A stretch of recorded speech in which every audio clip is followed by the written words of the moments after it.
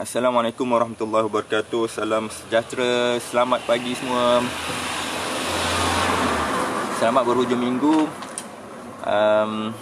pada semua follower Konsultan Sihat, dan saya ucapkan salam perkenalan kepada follower yang baru sekiranya ada. Sekiranya anda sedang menonton follower baru, saya ucapkan salam perkenalan dan selamat menonton. Semoga info yang kami sajikan, kami sampaikan kepada anda sedikit sebanyak bermanfaat. Okey, sebelum saya jawab dua soalan, hari ini soalan yang ringkas, jawapan pun saya ingat ringkas saja.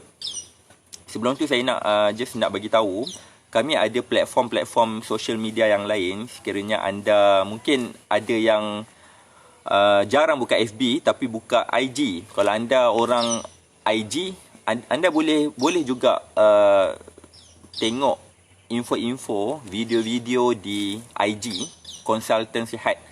Dan anda juga boleh pergi ke Telegram channel Konsultan Sihat, YouTube channel Konsultan Sihat, Twitter Konsultan Sihat, dan akan datang bulan depan insya-Allah kita website kita siap, www.konsultansihat.com. InsyaAllah bulan depan, belum masih dalam pembikinan. Jadi dalam website nanti anda boleh baca artikel-artikel yang saya sendiri tulis berkaitan dengan tips pemakanan, info-info berkaitan kesihatan dan pemakanan untuk rujukan kita semualah. Dalam artikel tu anda boleh baca panjang berbanding kalau di page Konsultan Sihat, info dia pendek-pendek, kita tak boleh buat info panjang. Nanti orang bosan sebab orang nak go through saja benda tu. Jadi kita buat info pendek-pendek saja. Bila dah siap nanti saya akan bagi tahu. Alright. Okey, soalan yang pertama, sebelum tu siapa yang menonton, anda boleh say hi, say good morning, bagi salam di ruangan komen supaya saya boleh kenal siapa follower saya yang selalu tonton sesi live kali ini. Alright. Soalan yang pertama datang dari Puan Siti Zaitun binti Muhammad Ahya. Puan Siti Zaitun binti Muhammad Ahya ni umur 53, dari Jeram, Kuala Selangor. Orang Kuala Selangor, Jeram Alright, soalan dia, bagaimanakah cara untuk merawat masalah apungan pada mata? Bagaimanakah cara untuk merawat masalah apungan pada mata? Apungan ni macam, bila kita tengok, kita akan nampak macam garis-garis. Dia macam ada benda terapung dekat mata kita. Padahal dekat luar ni tak ada pun. Tapi, dia ada macam mengganggu penglihatan kita lah. Ada apungan. Benda-benda yang floating, yang terapung. Jadi soalan ni, sebenarnya saya tak layak untuk jawab. Itu biasanya ophthalmologist, pakar mata. Sepatutnya anda kena tanya pakar mata, contohnya macam Dr. Muhaya. Tapi saya boleh advise bagaimana anda nak rawat. Terus pergi, jangan kalau kes berkaitan mata ni, jangan pergi hospital biasa. Better terus pergi specialist.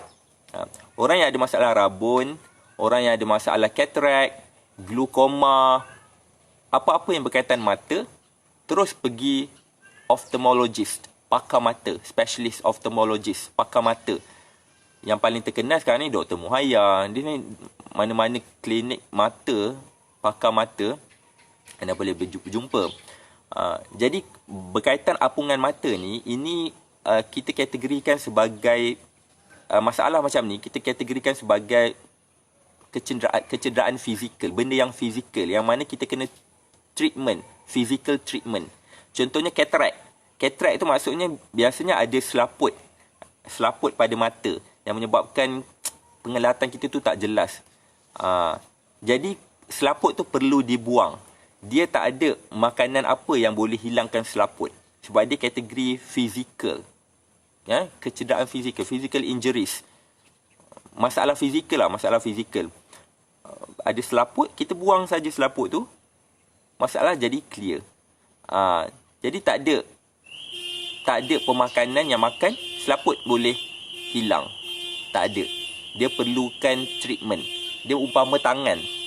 Saya bagi contoh dulu, umpama tangan yang patah, makanan apa yang boleh sembuhkan tangan yang patah tu? Tak boleh. Pergi hospital, buatlah treatment, Dr. Simen ke apa, saya pun tak tahu istilah dia.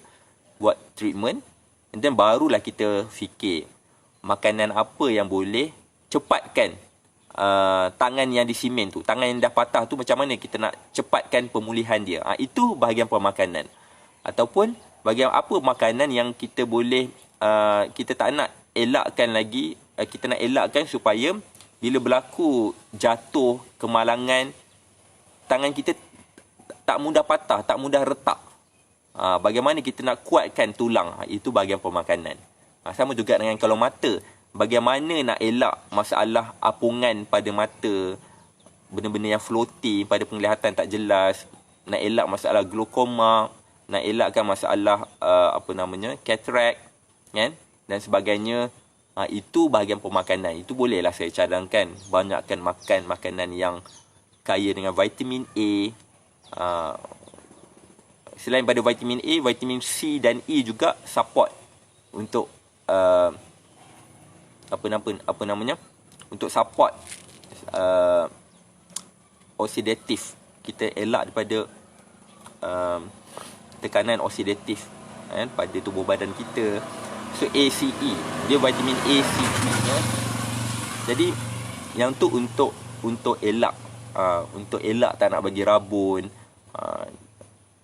kita nak kurangkan risiko, tak nak jangan tengok PC, jangan tengok laptop tanpa screen protector. Semua itu melibatkan untuk mengelakkan masalah mata.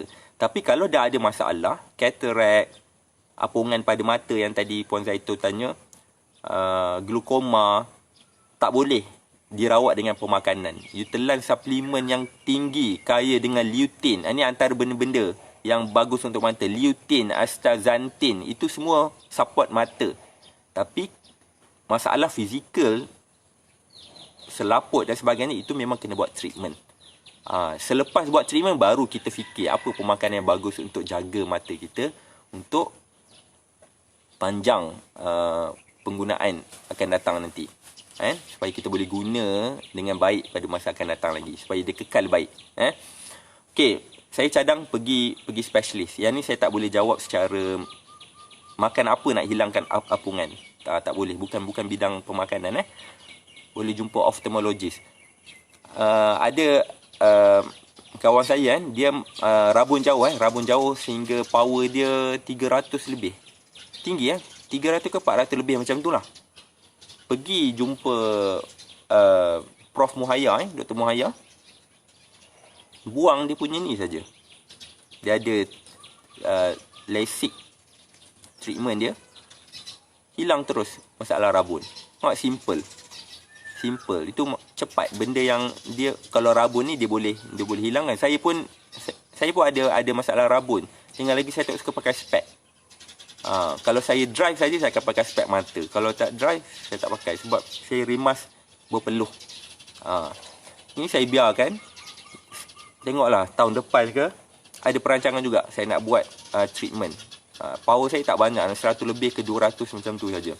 Tapi kita nak tengok apa, kita tak puas sebab kita tak jelas. Okey, boleh pergi pakar mata. Jangan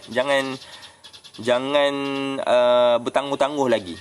Sebab benda yang masih baru, masalah masih tak rumit, kita selesaikan cepat-cepat, kos dia lagi murah.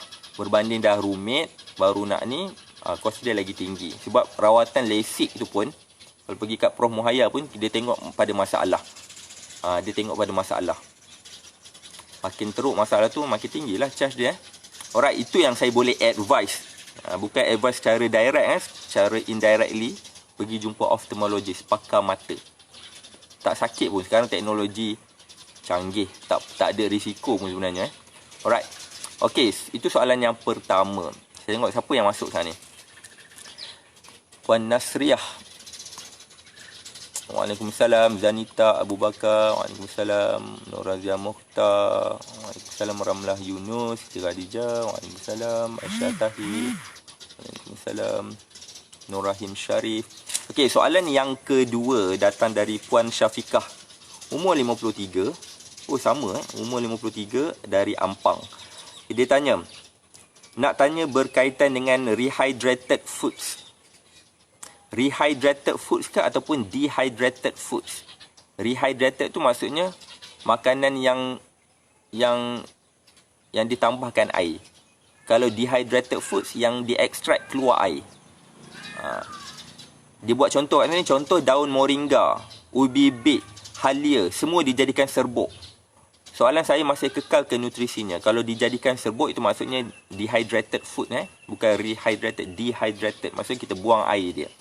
Okey, adakah kekal nutrisinya?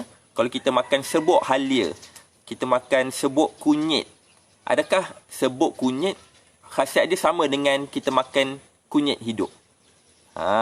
Ni bagus, soalan yang bagus. Adakah kita makan serbuk halia sama dengan khasiat dia sama dengan halia? Adakah kita makan contohnya serbuk ayam, pati ayam, serbuk ayam, adakah sama dengan kita makan ayam? Okey.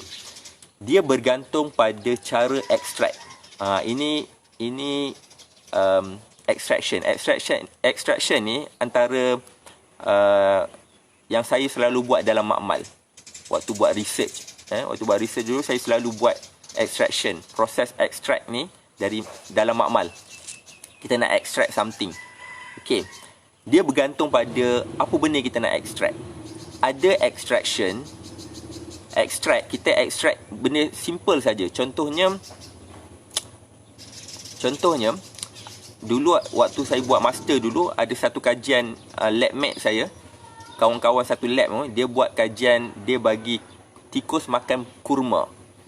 Tikus makan kurma, kita tak bagi tikus tu sebiji kurma, sebiji yang macam kita makan kurma tu. Kita kena extract untuk tikus tu.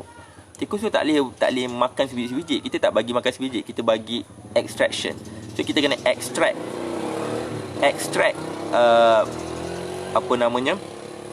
kurma tersebut. Jadi apa benda yang di-extract tu? Ada extraction, dia buang air saja. Kandungan air dalam sesuatu bahan tu dia keluarkan saja. Itu extract. Contohnya susu.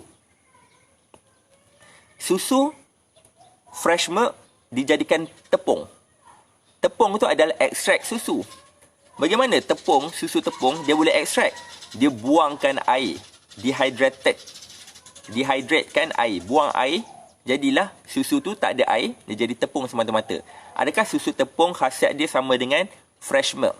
Yes, sama. Sebab extraction dia hanya buang air saja.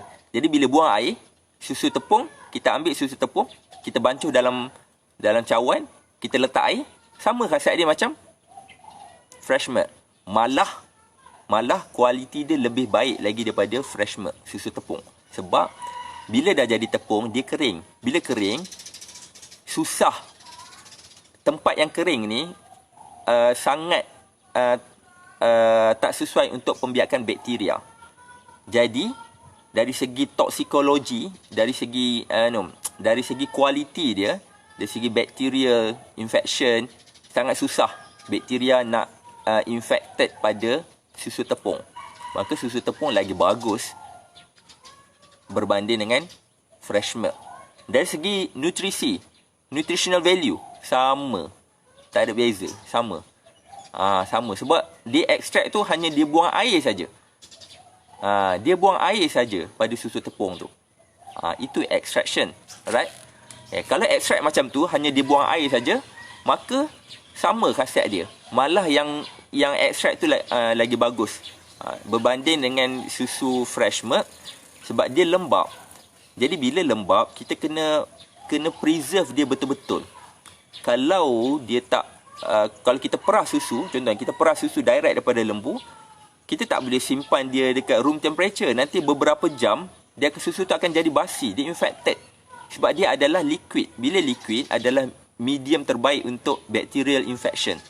Jangkitan kuman pada tempat-tempat lembab ni lagi cepat berbanding kering. Maka kita kena ambil susu fresh tu, kita letak dalam peti sejuk.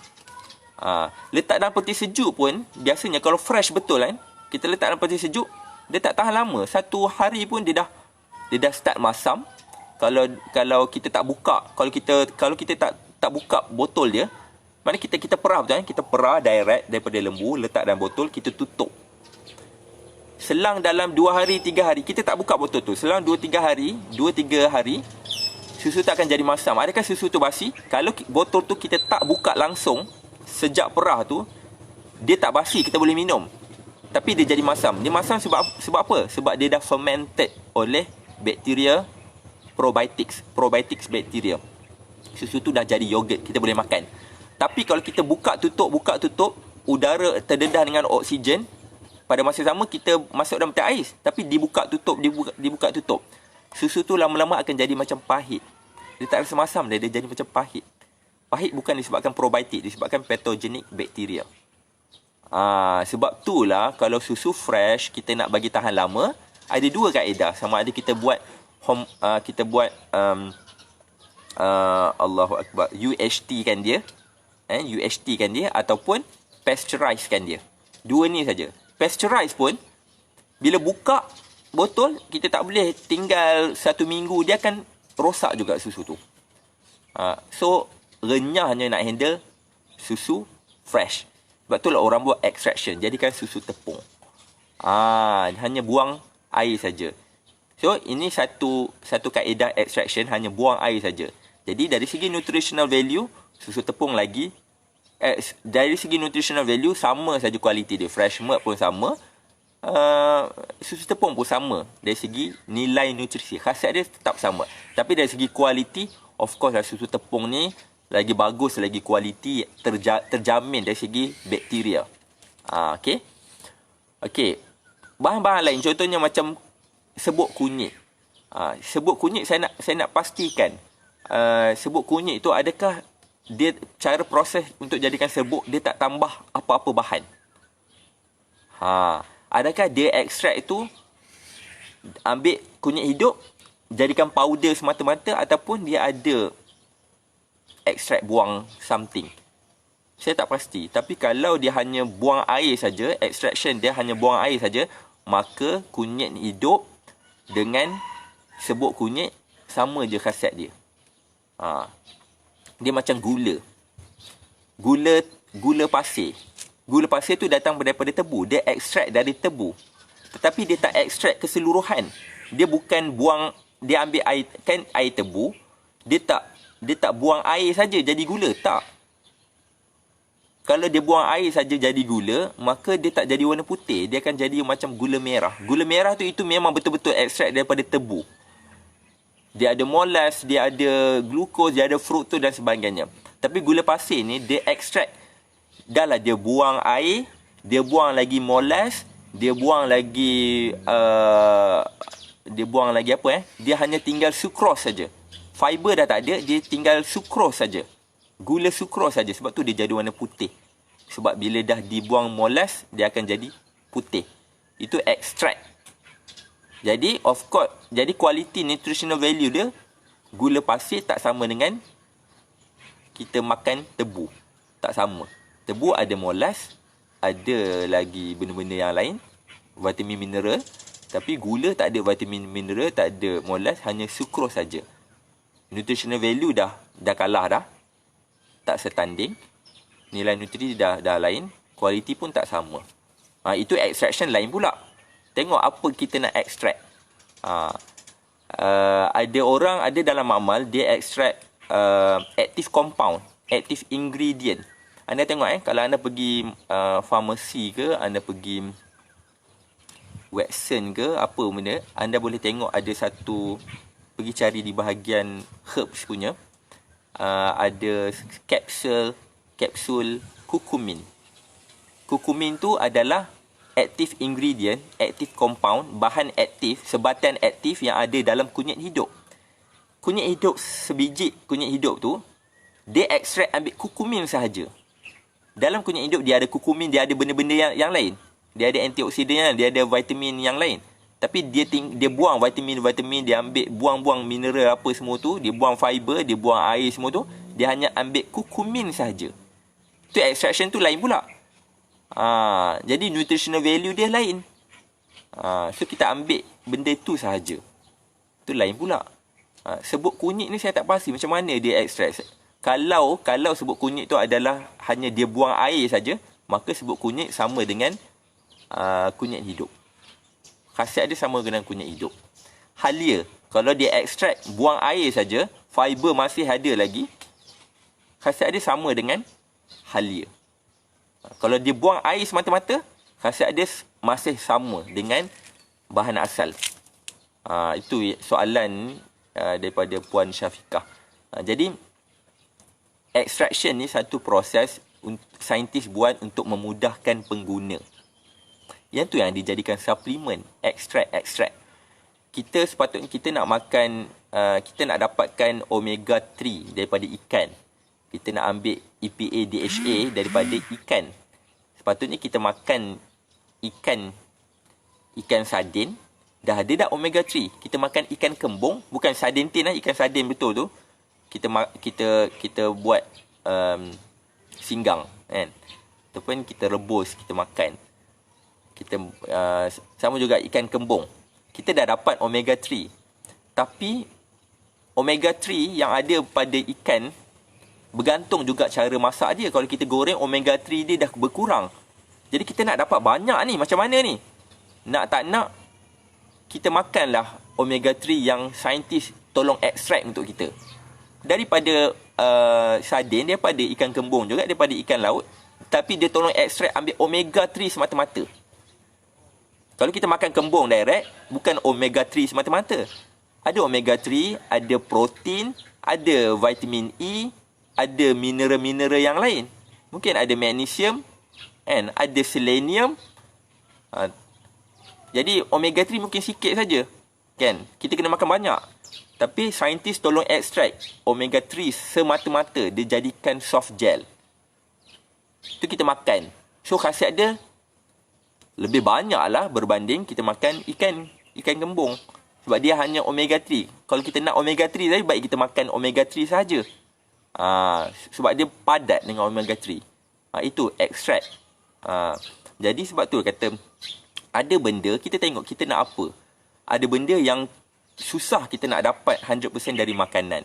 Ada benda yang kita boleh dapat daripada makanan. Makanan lagi baik lagi. Ada benda yang susah nak dapat, kita perlu juga ambil suplemen.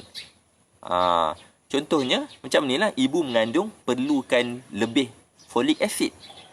Maka dia nak makan folic acid, antara makanan yang ada folic acid, apa benda makanan yang ada folic acid?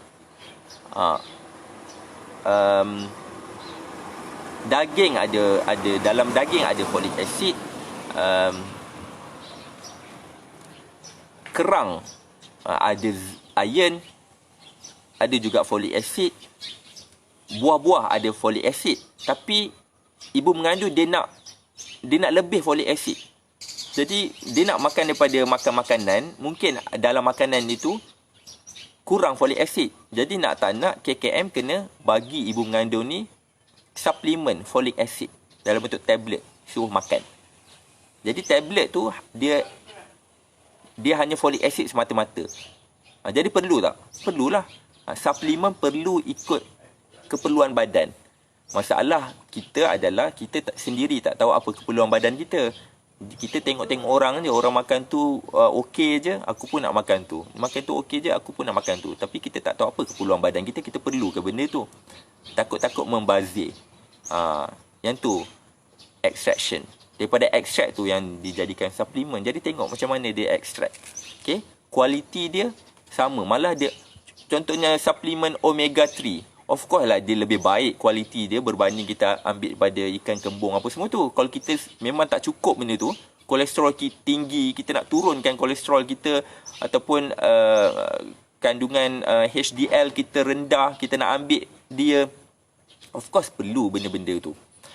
Macam anak kita nak membesar, kan? Dia perlukan vitamin mineral yang cukup, perlu nutrien yang cukup. Tapi dia tak suka makan sayur, dia tak suka makan buah.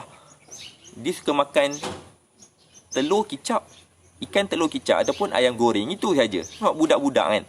So nak tak nak, mana dia nak dapat sumber?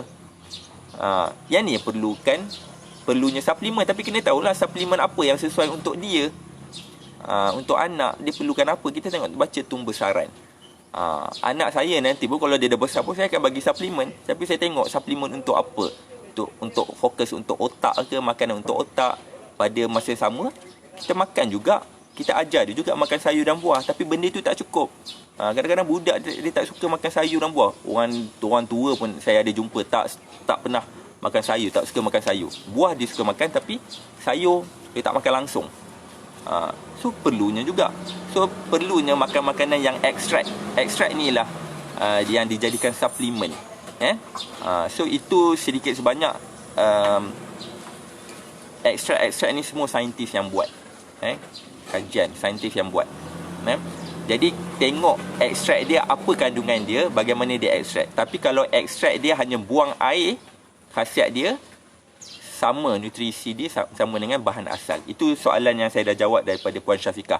Saya rasa itu saja untuk hujung minggu ni kan. Selamat berhujung minggu, sikit sebanyak dapatlah info pada hari ni. Okey, terima kasih kerana menonton. Saya tengok ada Puan Fauziah Ali. Okey, boleh tengok juga sesi-sesi live yang lepas. Anda boleh pergi ke YouTube channel. YouTube channel tu tim kami sentiasa upload video-video baru. Jadi anda boleh tengok. Anda ni ada yang video yang 1 jam, ada yang ni. So anda boleh tengok time masa anda free lah. Alright, okay, assalamualaikum warahmatullahi wabarakatuh. Jumpa lagi pada esok hari. Bye bye.